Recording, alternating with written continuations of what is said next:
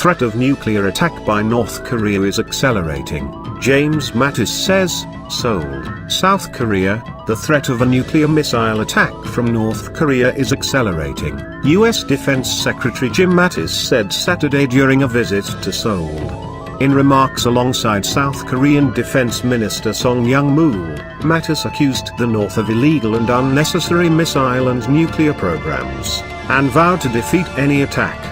Mattis said North Korea continues to engage in outlaw behavior and that the US will never accept a nuclear North. He added that, regardless of what the North might try, it is overmatched by the firepower and cohesiveness of the decades-old U.S South Korean alliance. North Korea has accelerated the threat that it poses to its neighbors and the world through its illegal and unnecessary missile and nuclear weapons programs, he said, adding that U.S South Korean military and diplomatic collaboration thus has taken on a new urgency. I cannot imagine a condition under which the United States would accept North Korea as a nuclear power, he said. As he emphasized throughout his week-long Asia trip, which included stops in Thailand and the Philippines, Mattis said diplomacy remains the preferred way to deal with the North. With that said, he added, make no mistake, any attack on the United States or our allies will be defeated, and any use of nuclear weapons by the North will be met with a massive military response that is effective and overwhelming. Mattis' comments did not go beyond his recent statements of concern about North Korea, although he appeared to inject a stronger note about the urgency of resolving the crisis. Nor did he mention President Donald Trump's escalating rhetoric. In August, Trump warned the North not to make any more threats against the United States, and said that if it did, it would be met with fire and fury like the world has never seen. Song told Saturday's news conference that he and Mattis agreed to further cooperation on strengthening Seoul's defensive capabilities, including lifting warhead payload limits on South Korean conventional missiles and supporting the country's acquisition of most advanced military assets. He offered no specifics and refused to answer when asked whether the discussions included nuclear-powered submarines.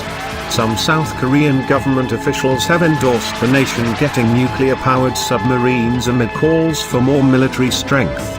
There's a growing concern among the South Korean public that North Korea's expanding nuclear weapons arsenal, which may soon include an intercontinental ballistic missile that could target the U.S. mainland, would undermine Seoul's alliance with Washington. South Korea's conservative politicians have also called for the United States to bring back tactical nuclear weapons that were withdrawn from the Korean peninsula in the 1990s, which they say would make clear the U.S. intent to use nukes in a crisis. But Mattis and Song were strongly dismissive of the idea.